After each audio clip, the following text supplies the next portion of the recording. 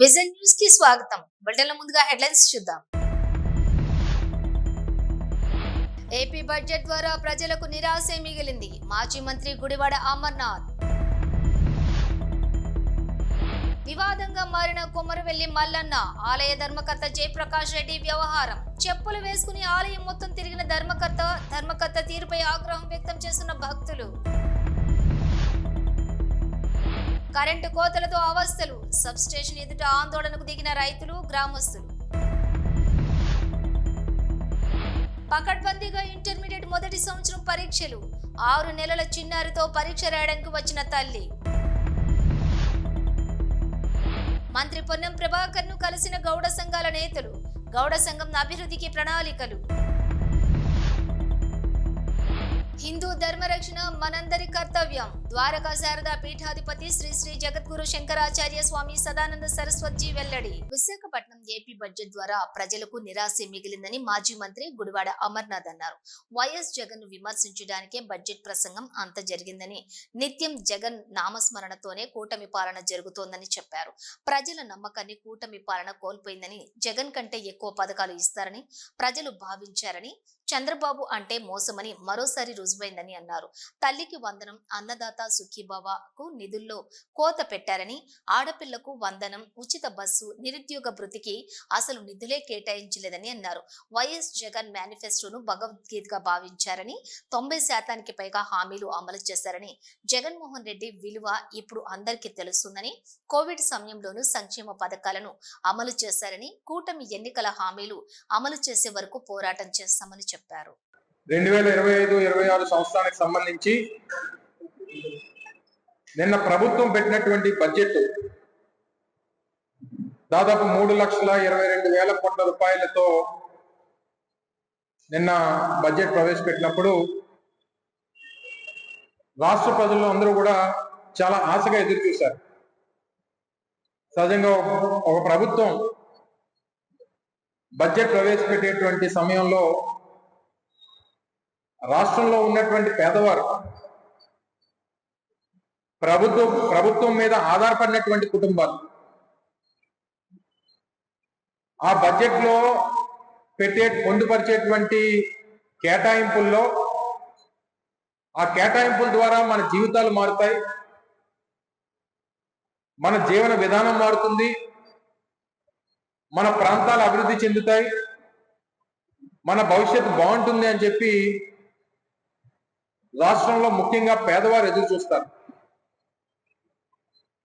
వీటన్నిటికన్నా మించి బడ్జెట్ పెట్టేటువంటి ప్రభుత్వం ఆ ఎన్నికల్లో ఇచ్చినటువంటి హామీలు ఏ రకంగా నిలబెట్టుకుంటున్నారు, ఇచ్చినటువంటి హామీలు నిలబెట్టుకున్నటువంటి క్రమంలో మన భవిష్యత్తు బాగుంటుంది అని చెప్పి ఎదురు చూసినటువంటి రాష్ట్ర ప్రజలకి పూర్తిగా నిరాశ ఎదురైంది అనేటువంటి విషయంలో ఏ రకమైనటువంటి సందేహం లేదు. ఆద్యాంతం బడ్జెట్ ప్రసంగంలో మాట్లాడినటువంటి అన్ని అంశాలని మనం ఒకసారి పరిశీలిస్తే అధికారంలోకి వచ్చినటువంటి 9 మాసాలు పూర్తయిపోయి దగ్గర సంవత్సరం పూర్తవుతున్నటువంటి సందర్భంలో ఇప్పటికీ కూడా బడ్జెట్ ప్రసంగం ఆద్యాంతం కూడా జగన్మోహన్ రెడ్డి గారిని విమర్శించడానికి, గత ప్రభుత్వాన్ని తప్పుపట్టడానికి, ఇప్పుడు అధికారంలో ఉన్నటువంటి చంద్రబాబు నాయుడు గారిని, వారి కొడుకుని పొగడడానికి బడ్జెట్ ప్రసంగం అంతా కూడా కనబడింది తప్ప ఈ రాష్ట్రంలో ఉన్నటువంటి పేదవాడి తాలూకా జీవన విధానాన్ని మార్చడానికి ఎక్కడ కూడా ఆ ఉద్దేశంతో ప్రభుత్వం ఎక్కడ కూడా బడ్జెట్ ని పొందుపరచలేదు అనేటువంటిది ఈరోజు వైఎస్ఆర్ కాంగ్రెస్ పార్టీ కానీ రాష్ట్రంలో పేదవాడు కానీ భావిస్తా ఉన్నాడు అనేటువంటి విషయాన్ని సందర్భంగా తెలియజేస్తా ఉన్నాం. నిత్యం జగన్నామ స్మరణం. మీరు అధికారంలోకి వచ్చారు, సంవత్సరం పూర్తయిపోతా ఉంది, ఇప్పటికే ఒక బడ్జెట్ ని ప్రవేశపెట్టారు, రెండోసారి పూర్తి స్థాయి బడ్జెట్ ని ప్రవేశపెట్టారు. మా అయితే ఇంకో 3 సార్లు మీరు ఈ ప్రభుత్వంలో మీరు మరో 3 సార్లు బడ్జెట్ ప్రవేశపెట్టగలరు. ఇప్పటికీ కూడా ఇంకా జగన్మోహన్ రెడ్డి గారి మీద పడేయడం తప్ప గత ప్రభుత్వం చేసినటువంటి కార్యక్రమాలు, అప్పుడు ఇచ్చినటువంటి సంక్షేమ పథకాలు సరే మీరు ఎలాగా ఇవ్వలేరు, మీ చేత కాదు. మీరు కేవలం ప్రజల తాలూకా ఆశల్ని, వారి నమ్మకాన్ని, వారు ఏదైతే ఈ ప్రభుత్వం వస్తే జగన్మోహన్ రెడ్డి గారి కన్నా మేలైనటువంటి పథకాలు ఇస్తారు, జగన్మోహన్ రెడ్డి గారు ఇచ్చినటువంటి సంక్షేమ కార్యక్రమాల కన్నా మెరుగ్గా ఇస్తారు, ఇంకా ఎక్కువ ఇస్తారు, 2 3 ఎక్కువ ఇస్తారు అని చెప్పి పాపం ఆశపడి ప్రజలు ఓట్లేస్తే వివాదంగా మారిన కొమరవెల్లి మల్లన్న ఆలయ ధర్మకర్త జయప్రకాష్ రెడ్డి వ్యవహారం. మహాశివరాత్రి రోజు మల్లన్న కళ్యాణం జరిపిన ప్రాంగణంలో బండరితో పెద్దపట్నం వేశారు. అయితే భక్తులైతే చెప్పులు వేసుకుని ఆలయం మొత్తం తిరిగి పెద్దపట్నం బండారిని తొక్కిన ఆలయ ధర్మకర్త. దీంతో ధర్మకర్త తీరుపై ఆగ్రహం వ్యక్తం చేస్తున్నటువంటి భక్తుల మనోభావాలను దెబ్బతీసిన ధర్మకర్త జయప్రకాష్ రెడ్డిపై చర్యలు తీసుకోవాలని భక్తులు డిమాండ్ చేశారు.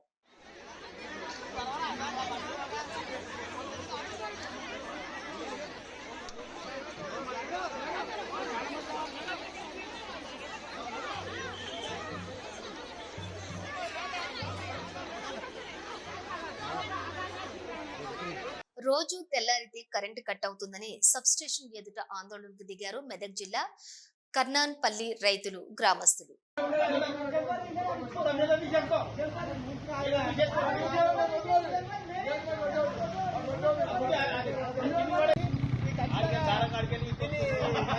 కోరుతున్నాము. ఇప్పటిదాకా సబ్స్టేషన్ కూడా పోయినాము, ఎవరు సహకరిస్తున్నారు. ఏ చెప్పినాం, టీ చెప్పినాం, అందరు చెప్పినాము. ఈ మొత్తం మీద ఈ జైలు సహా ఉంది. ఏడాది అయితే ట్రాన్స్ఫారం తీసుకొచ్చి చేస్తలేరు. ఇవన్నీ చేయకపోవడం కారణము చాలా ఇబ్బందిగా ఉన్నది. ఇది మొత్తం తొందరగా దీన్ని చేయాలని కోరుతున్నాం. స్కూల్ పిల్లలు బస్ స్టాండ్ ఈయనే ఉన్నది. స్కూల్ బస్సులు కూడా ఇక్కడికి వచ్చి ఈయన అవుతాయి. ఒక 100 మంది పిల్లల దాకా చిన్న చిన్న పిల్లలు ఉంటారు. దీనికోసము ఇక్కడనే మూత్రం చేసే పరిస్థితి ఏర్పడుతుంది. దీనివల్ల పిల్లలకు ప్రాణాపాయ స్థితి ఉన్నది. దీన్ని ఖచ్చితంగా ఎంత తొందరగా చేస్తే అంత మంచిగా ఉంటుంది. ఈ సంవత్సరం కాలం నుంచి పొద్దున్న 6:30 7 గంటలకు నల్లొచ్చే టైంలో ఈ కరెంటు పోతుంది. పిల్లలకు ఈ ఇబ్బంది అవుతుంది. అంటే ఇక్కడ చాలా ఇబ్బందితో ఉన్నది. పిల్లలు ఖచ్చితంగా డేంజర్ ఉన్నది. తొందరగా చేయాలని. పార్వతీపురం మన్యం జిల్లా పార్వతీపురంలో పకడ్బందీగా ఇంటర్మీడియట్ మొదటి సంవత్సరం పరీక్షలు ప్రారంభమయ్యాయి. 6 నెలల చిన్నారితోటి పరీక్ష రాయడానికి వచ్చిన తల్లి పరీక్షలు సజీవంగా సాగడానికి అన్ని ఏర్పాట్లు చేసిన అధికారులు.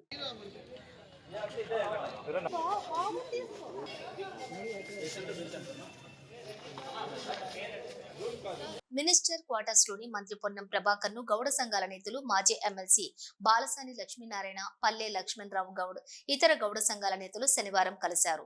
పలు అంశాలను మంత్రి దృష్టికి తీసుకొచ్చారు. మంత్రి మాట్లాడుతూ తెలంగాణ గౌడ సంఘాల పక్షాన గౌడ ప్రముఖులు, మాజీ శాసనమండలి సభ్యులు బాలసాని లక్ష్మీనారాయణ, పల్లె లక్ష్మణ్ గౌడ్, నీరా కేకు సంబంధించిన ఇష్యూ, సర్దార్ సర్వాయి పాపన్న గౌడ్ విగ్రహానికి సంబంధించిన అంశం, గౌడ సంఘం భవన నిర్మాణానికి సంబంధించిన 3 అంశాలను, రాజకీయ ప్రాధాన్యతకు సంబంధించిన అంశాలను నా దృష్టికి తెచ్చారు.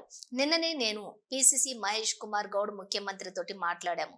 భవన నిర్మాణానికి సంబంధించిన ప్రముఖులనందరినీ కలుపుకొని మార్చి తర్వాత భవన నిర్మాణానికి ప్రారంభించేలా చర్యలు తీసుకుంటాం. ట్యాంకు బండి మీద సర్వాయి పాపన్న గౌడ్ విగ్రహానికి స్థలం విషయంలో గతంలో చూసిన స్థలం కానీ వేరే స్థలాన్ని కానీ చూసే బాధ్యత ముఖ్యమంత్రి మా ఇద్దరికే అప్పగించారన్నారు. తెలంగాణ గౌడ సంఘం పక్షాన గౌడ ప్రముఖులు, అదేవిధంగా మాజీ శాసనమండలి సభ్యులు గారు, పల్లె లక్ష్మణ్ గౌడ్ గారు ఈరోజు నీరా కేపుకు సంబంధించిన ఇష్యూ కావచ్చు, సర్వాయి పాపాన ఇష్యూ కావచ్చు, అదేవిధంగా గౌడకు సంబంధించినటువంటి భవన నిర్మాణానికి సంబంధించిన 3 అంశాలను, అదేవిధంగా రాజకీయ ప్రాధాన్యతలకు సంబంధించిన అంశం మీద దృష్టికి తేవడం జరిగింది. దీనికి సంబంధించి నిన్ననే నేను మహేష్ కుమార్ గౌడ్ గారు ముఖ్యమంత్రి గారితో మాట్లాడి భవన నిర్మాణానికి సంబంధించి కొంత ప్రముఖులందరినీ కలుపుకొని మార్చ్ తర్వాత భవన నిర్మాణాన్ని ప్రారంభించే విధంగా చర్యలు తీసుకుంటామనేటువంటి మాట ముఖ్యమంత్రి గారు స్వయంగా ఎందుకు మీరు దాని మీద ఇనిషియేట్ చేస్తలేరని చెప్పినారు. దాంతో పాటుగా సర్వాయి పాపానికి సంబంధించి ఆ ట్యాంక్ బండ్ మీద ఉన్న విగ్రహానికి సంబంధించిన స్థలం విషయంలో కూడా గతంలో ప్రతిపాదించిన స్థలము లేదా దాని దగ్గరలో మంచి స్థలానికి సంబంధించిన అంశం మీద మేము మా ఇద్దరికే బాధ్యతలు వేస్తున్నాడు. ఈ రెండు విషయాలను వారితో చర్చించడంతో పాటుగా నీరా కేఫ్కు సంబంధించి జూపల్లి కృష్ణారావు గారితో, టూరిజం ఎండి ప్రకాష్ రెడ్డి గారితో నిన్న వారి కార్యాలయంలో సమావేశం ఏర్పాటు చేసుకున్నాం. బీసీ కార్పొరేషన్ తరఫున అదేవిధంగా టాడీ టాపర్ కార్పొరేషన్ ఎండి గారు కూడా నిన్న సమావేశంలో పాల్గొన్నారు. ఈరోజు దానికి సంబంధించి ఆనాడు శ్రీనివాస్ గౌడ్ గారు ఒక ఆలోచన చేసి దానికి సంబంధించిన ఏర్పాటు చేసి ఉండొచ్చు. కానీ ఈరోజు దానికి సంబంధించిన విషయం లోపల రాజకీయం చేయడానికి ప్రయత్నం చేస్తే అనవసరం దయచేసి. ఎందుకంటే ఇది మేము కూడా కుల ప్రతినిధులుగా కులానికి సంబంధించిన విషయం లోపల బాధ్యతగా వ్యవహరించే ప్రయత్నం చేస్తాను. అందుకు సంబంధించి ఆనాడే ఒకవేళ ఈ కట్టే సందర్భంలోనే కంప్లీట్ గా దానికి రైట్స్ అన్ని టాడీ టాపర్స్ కోఆపరేటివ్ సొసైటీకి ఇచ్చేస్తే ఇబ్బంది లేకుండే. ఈ సగం సగం చేయడం వల్ల ఈ రోజు ఇబ్బంది వచ్చింది. అందుకే నిన్న టూరిజం ఎంపీ గారు అదేవిధంగా టూరిజం శాఖ మంత్రి, ఎక్సైజ్ శాఖ మంత్రి జూపల్లి కృష్ణారావు గారు ఈ యొక్క మొత్తం నీరా కేవ్స్ స్థలానికి సంబంధించిన సంస్థలు టూరిజం డిపార్ట్మెంట్కు నామినల్ గా, ఎందుకంటే స్థలం బాగాలేదు కాబట్టి కొంత టర్మ్స్ అండ్ కండిషన్స్ చేసుకొని కంప్లీట్ గా ఇది toddy toppers corporation hand over చేయడానికి నిర్ణయం తీసుకున్నామనే మాట సందర్భంగా మనం చేస్తాము. 3 సమస్యల్ని చేస్తాను. గౌడ పెద్దలు గమనించండి. నేను మీ ప్రతినిధిని. తప్పకుండా ఈరోజు ప్రభుత్వంలో నేను కానీ రాష్ట్ర కాంగ్రెస్ అధ్యక్షుడు మహేష్ కుమార్ గౌడ్ గారు కానీ తప్పకుండా అటు పెద్దలు campaign committee chairman Madhu Yaskhi Goud గారు ఎక్కడైనా తెలంగాణ వ్యాప్తంగా గీతా కార్మికులకు సంబంధించిన ఇంత పెద్ద ఇచ్చిన బలహీన వర్గాలకు సంబంధించిన సర్వే లాంటి కార్యక్రమాలు జరిపే సందర్భంలో మీరుగా తప్పకుండా ఈ అంశాలన్నింటినీ ఏదైనా ఉంటే మా దృష్టికి తెమ్మని కోరుతాను. పాలిటిక్స్ అవసరం లేదు. పాలిటిక్స్ ఎవరు ఏం చేసారు ఏంటనే చర్చ అవసరం లేదు. గతం వాళ్ళందరినీ గౌరవించుకుంటూ భవిష్యత్తులో ఇంకా కులానికి సంబంధించిన సేవ చేయాలనేటువంటి ఆలోచనతో దీంతో పాటు అందరికీ ఒక బాధ్యత గల విషయంగా. కాబట్టి నీరా కేఫ్ గురించి ఎవరు ఎన్ని సమావేశాలు చేసుకున్నా ఏం చేసుకున్నా దీనికి భవిష్యత్తులో ఇది టాడీ టాపర్స్ కోఆపరేటివ్ సంస్థకు అందుతుంది. దీనిలో అందరూ మనకు సంబంధించిన వాళ్ళే రేపు వ్యవహారం చేసుకోవడానికి అవకాశం ఉండే విధంగా తగిన ఆదేశాలు ఇవ్వబడుతున్నాయని మనం చేస్తాం. హిందూ ధర్మరక్షణ మనందరి కర్తవ్యం. పురాతన సనాతన ధర్మమే లోకానికి రక్ష అని ద్వారకా శారదా పీఠాధిపతి శ్రీ శ్రీ జగద్గురు శంకరాచార్య స్వామి సదానంద సరస్వతిజీ అన్నారు. Swamiji Hyderabad Jubilee Hills road number 49లోని విజయక్రాంతి మెట్రో ఇండియా దినపత్రికల చైర్మన్ ఎండి చిల్లప్ప గారి లక్ష్మణ్ రాజం విజయ దంపతుల నివాసానికి విచ్చేశారు. ఈ సందర్భంగా చిల్లప్ప గారి లక్ష్మీరాజం విజయ దంపతులు డైరెక్టర్ సౌమ్య కుటుంబ సభ్యులు స్వామీజీకి పాదుకా పూజ నిర్వహించారు. సాయంత్రం ప్రత్యేక పూజలు చేశారు. ప్రయాగ్రాజ్ కుంభమేళ గంగా నది కోట్లాది మందిని ఒకచోట చేర్చిందన్నారు. ఈ సందర్భంగా స్వామీజీ మాట్లాడుతూ సనాతన ధర్మం శాశ్వతమైనదని, వేదాలే అందుకు నిదర్శనమని కొనియాడారు. వేదాలు చదివి హిందూ ధర్మాన్ని తెలుసుకోవచ్చునన్నారు. సనాతన ధర్మ వేదిక ధర్మమని, అనుసరణీయమని అన్నారు. మన సంస్కృతిలో అనాదిగా గురు సాంప్రదాయం ఉందన్నారు. నేటి కాలంలో కొందరు దుష్టులు హిందూ మతాన్ని నాశనం చేసేందుకు చూస్తున్నారన్నారు. వారి నుంచి సనాతన ధర్మాన్ని కాపాడుకోవాలన్నారు. హిందూ ధర్మాన్ని రక్షించేది ఆదిశంకరాచార్యులు అవతరించారని గుర్తు చేశారు.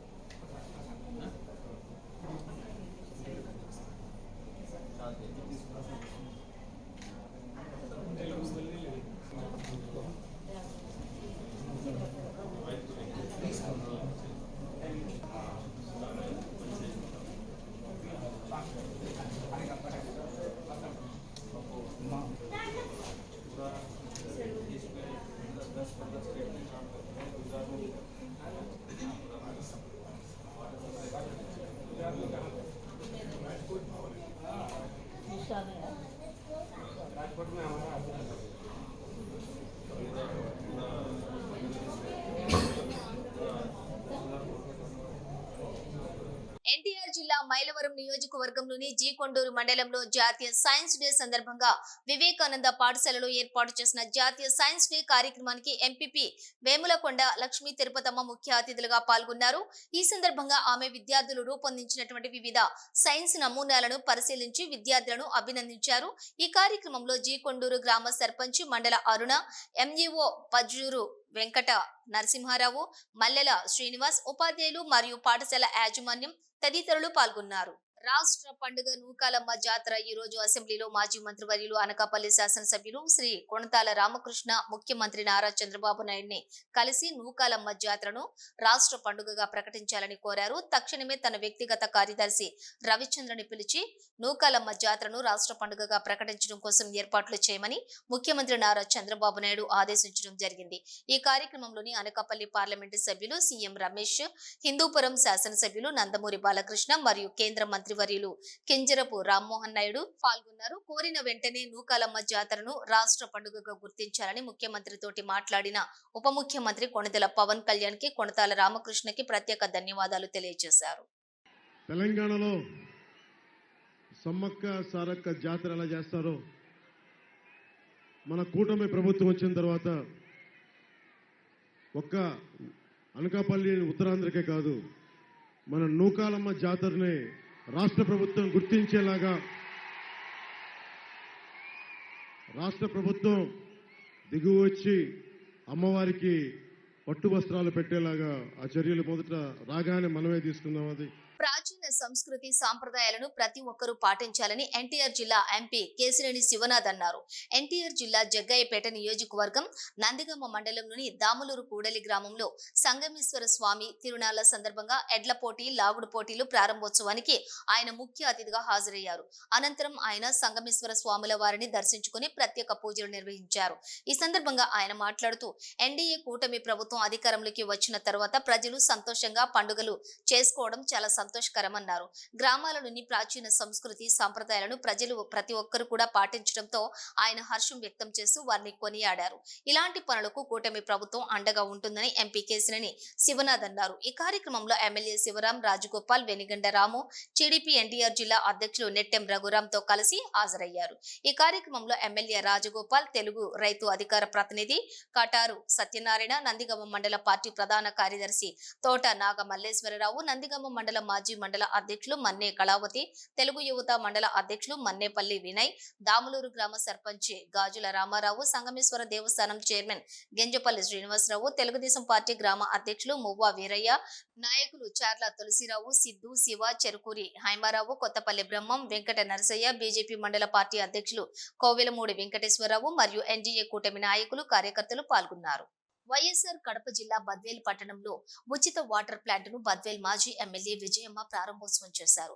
శ్రీదేవి భూదేవి సమేత శ్రీ కళ్యాణ వెంకటేశ్వర స్వామి దేవాలయంలో ఆలయ trust board chairman Badireddy Venkataramireddy ఆధ్వర్యంలో శ్రీరామన బోయిన పుల్లయ్య సతీమణి కృష్ణమ్మ కుమారుడు మురళీ యాదవ్, సునీత సహకారంతో ఏర్పాటు చేసిన ఆర్వో మరియు నూతన చలివేంద్రాన్ని ఆమె ప్రారంభోత్సవం చేశారు.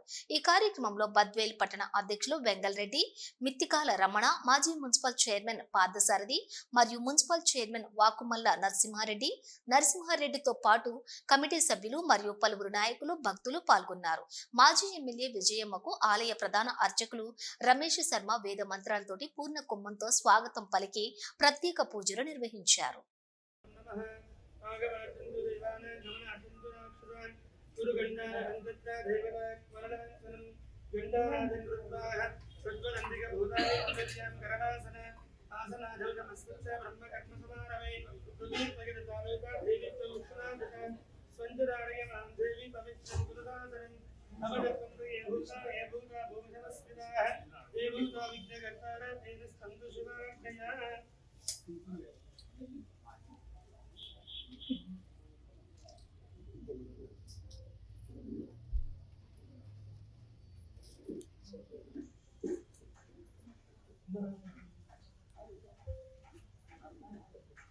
ఈ నెల 14న పిఠాపురంలోని జరగబోవు జనసేన పార్టీ ఆవిర్భావ దినోత్సవం సందర్భంగా సభా నిర్వహణపై ఈ రోజు కాకినాడలో జరిగిన సన్నాహక సమావేశంలో పాల్గొన్న మాజీ మంత్రివర్యులు శాసనసభ సభ్యులు శ్రీ కొణతాల రామకృష్ణ కొణతాల మాట్లాడుతూ పవన్ కళ్యాణ్ మరో ఆంధ్ర కేసరి టంగుటూరి ప్రకాశం అని ఆయన పోరాటం వల్ల రాష్ట్రంలోనే కాదు దేశంలో కూడా ఎన్డీఏ ప్రభుత్వం ఏర్పడిందని మోడీ కూడా పవన్ కళ్యాణ్ ని తుఫాన్ అని ప్రశంసించారని పవన్ కళ్యాణ్ నాయకత్వంలో రాష్ట్రం అభివృద్ధి చెందుతుందని 14న జరగబోయే పార్టీ ఆవిర్భావ దినోత్సవం విజయవంతం చేయాలని పిలుపునిచ్చారు.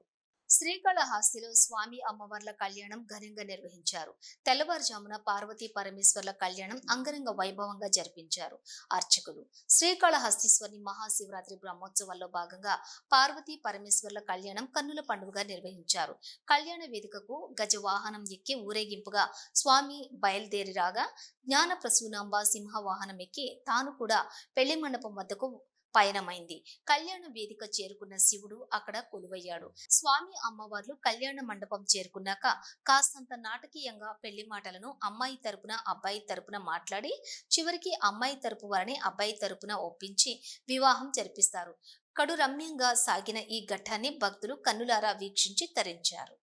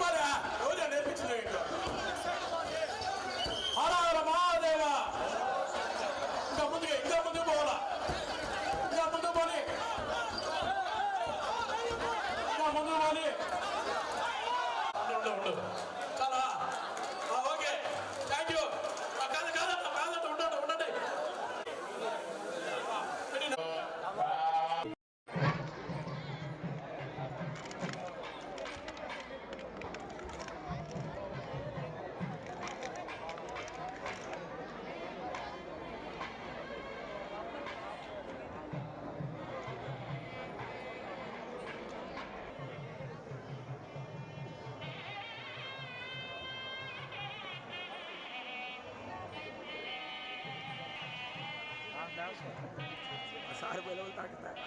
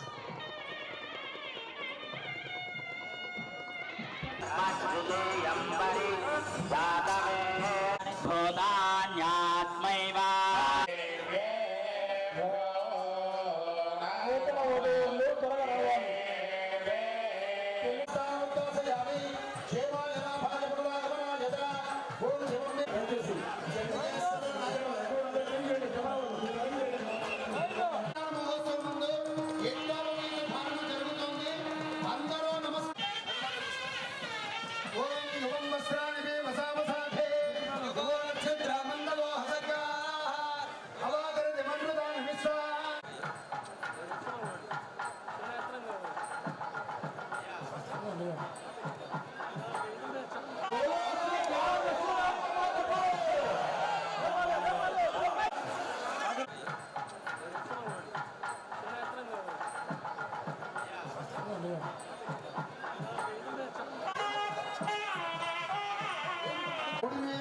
కుంకుమ బొట్టు పెట్టండి.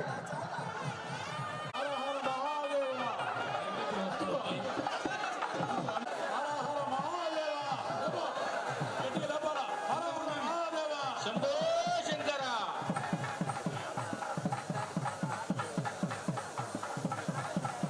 అని స్వామి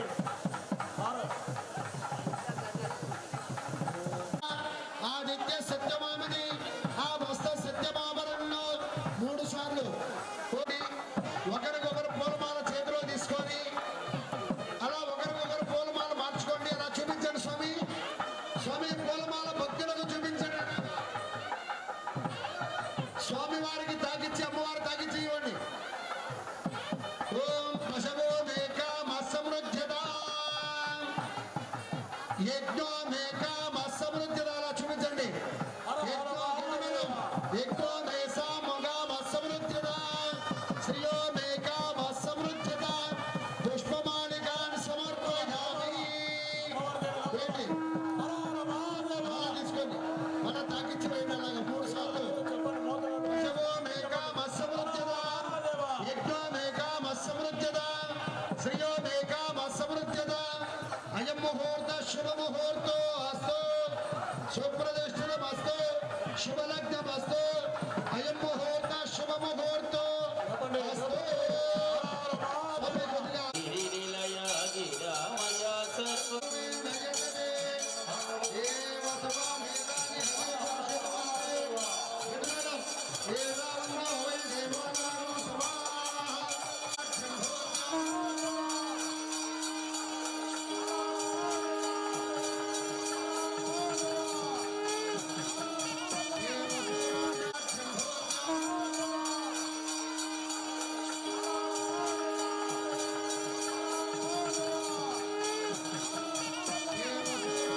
ఇవి బులెటిన్ డీటెయిల్స్ చూస్తూనే ఉండండి న్యూస్.